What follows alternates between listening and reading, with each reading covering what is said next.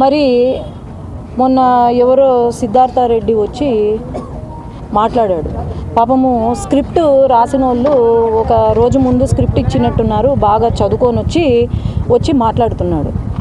చాలా నెలల నుంచి పాపం ఆయనకు యూట్యూబ్లలో, ఫేస్బుక్లలో, సోషల్ మీడియాలలో షేర్స్, లైకులు రాక మళ్ళీ ఇప్పుడు వచ్చి నోటికి వచ్చిన మాటలు సీఎం గారిని, పవన్ కళ్యాణ్ గారిని, లోకేష్ అన్నను అందరినీ మాట్లాడడం అనేది నేను ఖండిస్తున్నాను. ఆ రోజు అన్నాడు కార్యకర్తల గురించి మాట్లాడుతున్నాడు. 9 నెలలుగా మరి కార్యకర్తలు నమ్ముకున్న కార్యకర్తలు చాలామంది ఉండొచ్చు అతనికి. మరి 9 నెలలుగా కార్యకర్తలని గాలికి వదిలేసినాడు. మరి కార్యకర్తల గురించి మాట్లాడే అర్హత ఇట్లాంటి రౌడీ నాయకులకు ఉందా అని నేను ప్రశ్నిస్తున్నాను. ఆనాడు ఏమన్నారు, కార్యకర్తలను అరెస్టులు చేస్తున్నారు. అరెస్టుల గురించి పాపం ఈయన మాట్లాడుతున్నాడు. నేను నిన్నాను కార్యకర్తలతో, వాళ్ళు అధికారంలో ఉన్నా కూడా, వైసీపీ అధికారంలో ఉన్నా కూడా నేను నిన్నాను, నా కార్యకర్తల వెంట నేను పోరాడినాను. వాళ్ళపైన కేసులు పెట్టినా, వాళ్ళపైన ఎన్ని దౌర్జన్యాలు చేసినా నేను నిన్నాను. అట్లా నేనే కాదు, కార్యకర్తను కాపాడుకున్నారు అధికారంలో లేకపోయినా అంటే అది కేవలము Telugu Desam party, Janasena, BJP party ముగ్గురు కూడా కాపాడుకున్నారు తప్ప వీళ్ళు కాదు. గెలవంగానే, మేము అధికారంలోకి రాగానే భయపడి పారిపోయే వాళ్ళు ఈరోజు కార్యకర్తల గురించి మాట్లాడుతున్నారు. మరి ఆనాడు నా పైన కేసులు వేసినప్పుడు లేదా, అక్క అని కూడా లేకుండా ఆ రోజు లోకల్ బాడీ ఎలక్షన్స్లో మేము గెలుస్తామని చెప్పి మా నాయకులను, తర్వాత సర్పంచ్ క్యాండిడేట్ని అందరినీ కిడ్నాప్ చేసి అనవసరంగా తప్పుడు కేసులు నా పైన పెట్టినప్పుడు కేసుల గురించి మరి మీరు మాట్లాడుతుంటే చాలా గమ్మత్తుగా ఉంది. ఎప్పుడైనా ఆలోచన చేయండి. ఏదో అంటున్నాడు ఫుల్ అని, ఏదో ఫుల్ బాటిల్ అని అలవాటైనట్టుంది వాడికి, ఫుల్ అని ఏదో డైలాగులు వేస్తున్నాడు. మరి ఎవరు మాట్లాడుతున్నారు దీని గురించి? మళ్ళా అంటారు అందరూ జగన్ గారు మళ్ళీ రావాలి అని అనుకుంటున్నారంట. ఎవరు అనుకుంటున్నారు నాయన జగన్ గారు మళ్ళీ రావాలని? అసలు మీరు నియోజకవర్గాల్లో ఉంటే కదా జగన్మోహన్ రెడ్డి మళ్ళా రావాలా వద్దా అని అనడానికి. దేనికి రావాలనుకుంటున్నారు? డ్రగ్స్ ఫుల్గా అంతా మొత్తము ఎక్కడ పడితే అక్కడ విచ్చలవిడిగా అమ్ముతూ ఉంటే దానికోసమా? కల్తీ మద్యము అమ్ముకుంటే లివర్లు చెడిపోయి అది ఎంతోమంది ప్రాణాలు పోతుంటే దానికోసమా మీరు కావాలనుకుంటున్నారు? లేదంటే యువత పాపం 10th క్లాసు, ఇంటర్మీడియట్ పూర్తయిన యువతకు ఏదో ఇస్తాము, 5,000 జాబులు ఇస్తామని వాలంటీర్ జాబులు ఇచ్చి వాళ్ళ బ్రతుకు, వాళ్ళ భవిష్యత్తుని నాశనం చేసినందుక మళ్ళీ జగన్ గారు కావాలా వీళ్ళకు? లేదంటే రాజధాని కూడా ఏమీ చేయలేకపోయినారు. ఒక రాజధాని లేదు 5 సంవత్సరాల్లో. మళ్ళీ పోలవరం ప్రాజెక్టు గురించి మాట్లాడతారు. అసలు అవగాహన ఉందా? చదువుకున్న వాళ్ళు, చదువుకోని వాళ్ళు కూడా ఈరోజు ఇన్ని పెద్ద మాటలు మాట్లాడుతుంటే నిజంగా ఆశ్చర్యంగా ఉంది. ఎప్పుడైనా గుర్తుపెట్టుకోండి, పెద్దవాళ్లకు మర్యాద ఇవ్వడం నేర్చుకోవాలి. అంతేగాని మర్యాద లేకుండా ఒక సీఎంని, డిప్యూటీ సీఎంని, ఎడ్యుకేషన్ మినిస్టర్ని మాట్లాడితే మాత్రము నేను ఊరుకునేది లేదు. మీరు ఏమన్నా అనుకోండి, మాకు చేసిన అన్యాయం గురించి మర్చిపోయినట్టున్నాడు మహానుభావుడు. మళ్ళీ ఏందో కొండను బద్దలు కొట్టి ఎలకను పట్టినట్టు అంట. మీరు చేసిన అవినీతి కొండలేమి బద్దలు కొట్టాల్సిన అవసరం లేదు. మీలాంటి ఎలకలను పట్టాలంటే కొండలు అవసరం లేదు నాయన. మా లాంటి సీఎం గారు ఉంటే అన్యాయం ఎక్కడైతే జరిగిందో అక్కడ వాళ్ళను ఖచ్చితంగా శిక్షిస్తారు. వాళ్ళకి ఇంకోసారి జరగకుండా మేము వెంట ఉంటామని నేను ఈరోజు తెలియజేస్తున్నాను. రోజులు అజ్ఞాతంలో ఉన్నారు, అరెస్ట్ భయంతోనే బయటికి రాలేకపోతున్నారా?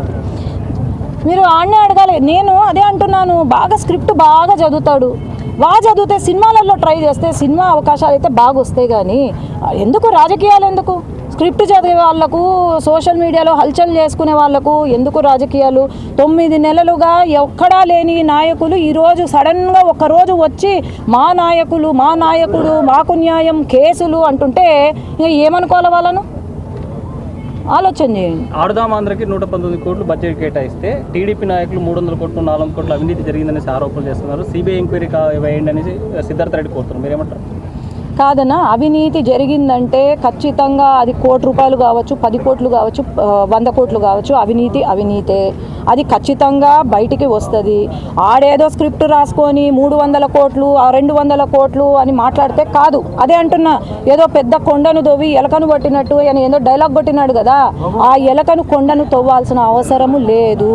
ఖచ్చితంగా ఎక్కడ ఏం జరిగిందో అవినీతి జరిగితే మాత్రము జరిగింది అని అంటున్నారు. ఖచ్చితంగా వాళ్ళకి శిక్ష అయితే ఉంటుంది. అంటే మీ నాయకులంతా అసెంబ్లీకి తాగి మాట్లాడుతున్నారని చెప్తున్నారు. ఎవరు తాగి అసలు అసెంబ్లీకి వీణ కనీసము నియోజకవర్గంలోకి రావట్లేదు. మరి అసెంబ్లీలో తాగుతున్నారు అని మాట్లాడతాడు. ఎవరు తాగుతున్నారు? వాళ్ళు గుట్కా ఆడ క్యాసినోలు నడిపినప్పుడు లేదా డ్రగ్స్ విపరీతంగా 5 సంవత్సరాల క్రితం విపరీతంగా స్కూల్ పిల్లలు కూడా డ్రగ్స్ తీసుకుంటూ ఉన్న ఇవి చూసాం మనము.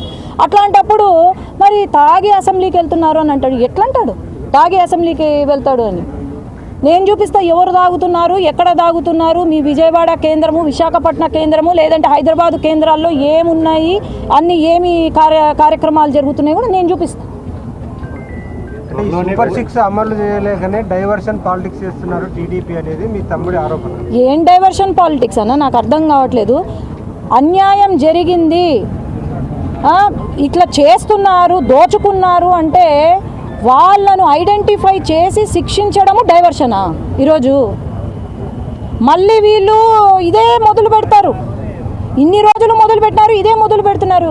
ఎవరు ఇక్కడ అల్టిమేట్గా సఫర్ అయ్యేది ఎవరు?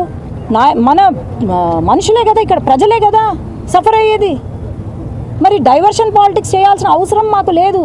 సూపర్ 6 అమలు చేస్తున్నాము, 1కి అమలు చేస్తున్నాము. వాళ్ళు చేసిన అప్పులు అంతా ఇంత కాదు. వెంటనే మనకు సూపర్ 6 అమలు కావడానికి మెజిషియన్స్ కాదు వెంటనే. కానీ అయినా కూడా ఇన్ని కష్టాలు వచ్చినా కూడా సీఎం గారు మనం సూపర్ 6 అమలు చేయాలని చెప్పి ముందుకు తీసుకెళ్తున్నారు అంటే దాన్ని అప్రిషియేట్ చేయాలి. కానీ నోటికి వచ్చింది ఎవరో డైలాగులు రాస్తే మాట్లాడడం కాదు. ఈరోజు ఒక కార్యకర్తకు అండగా ఉన్నారా చెప్పమను. అండగా ఉండుంటే మరి ఎందుకు లేరు? నియోజకవర్గాల్లో ఎందుకు లేరు? వీళ్ళు మాట్లాడుతున్నారా తాగుబోతుల గురించి, లేకపోతే తాగడము డ్రగ్స్ గురించి వీళ్ళు మాట్లాడితే ఏందన్నా? మరి సాధింపు చర్యలు చేపడుతున్నారు.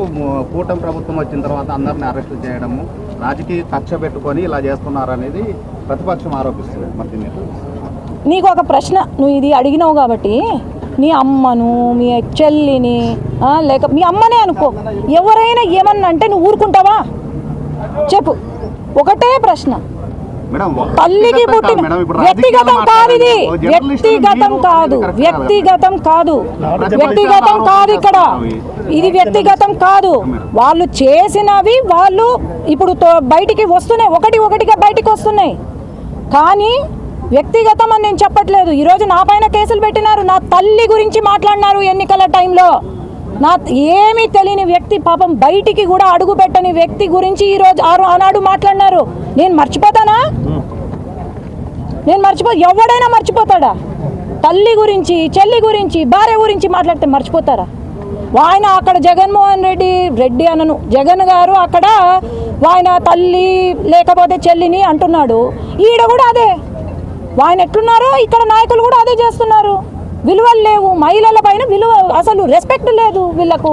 ఇది వ్యక్తిగతం కాదు. వాళ్ళు చేసిన పాపాలు వాళ్ళే, ఏమైతే వాళ్ళు చేశారో అది బయటికి వస్తుంది. స్కామ్స్ ద్వారా బయటకు వస్తున్నాయి. అట్లాంటి వాళ్ళు నేను ఎందుకు చెప్తున్నానంటే, మహిళల పైన గౌరవం లేని వాళ్ళు ఖచ్చితంగా ఇట్లాంటి పనులు చేస్తారు. అర్థమైందా? ఇట్లాంటి పనులు చేస్తారు కాబట్టే వాళ్ళు బయటికి పడుతున్నారు. అర్థమైందా? చేస్తున్న తప్పుల మీద డిబేట్ కు సిద్ధమని మీ తమ్ముడు చెప్తున్నారు. రమ్మను, నేను సిద్ధంగా ఉన్నా. తమ్ముడు అనద్దయ్యా, నేను అదే చెప్తున్నాను. బైరెడ్డి వంశాన్ని కాపాడిందంటే ఈరోజు బైరెడ్డి శబరి, బైరెడ్డి సిద్ధార్థ కాదు. వాడికి ఎక్కడి నుంచి వచ్చిందండి బైరెడ్డి పేరు? బైరెడ్డి రాజశేఖర్ రెడ్డి ద్వారా పేరు తెచ్చుకున్నాడు. అంతేగాని బైరెడ్డి సిద్ధార్థరెడ్డి అని అనద్దండి. ఎక్కడ కూడా బైరెడ్డి అనద్దండి. అది నా సొంత పేరు, నా ఇంటి పేరు. వాడికి ఒక పేరుంది, సిద్ధార్థరెడ్డి అని ఒక పేరుంది. వీలైతే బైరెడ్డి సిద్ధార్థరెడ్డి అని అనండి. అంతేగాని బైరెడ్డి అంటే అది నన్ను అన్నట్టు, నా ఫ్యామిలీని, నా కుటుంబాన్ని అన్నట్టు అవుతుంది. ఎవరండి వాళ్ళు? ఏం న్యాయం చేశారు? ఈరోజు ఏం మంచి చేసినారు చెప్పండి? ఒక్క మంచి పని చూపించండి నాకు. లేదు కదా మరి. బైరెడ్డి సిద్ధార్థ రెడ్డి అని డైరెక్ట్ పేరు ఆయనే పెట్టుకుని బ్యానర్స్ కానీ లేకపోతే ఎక్కడ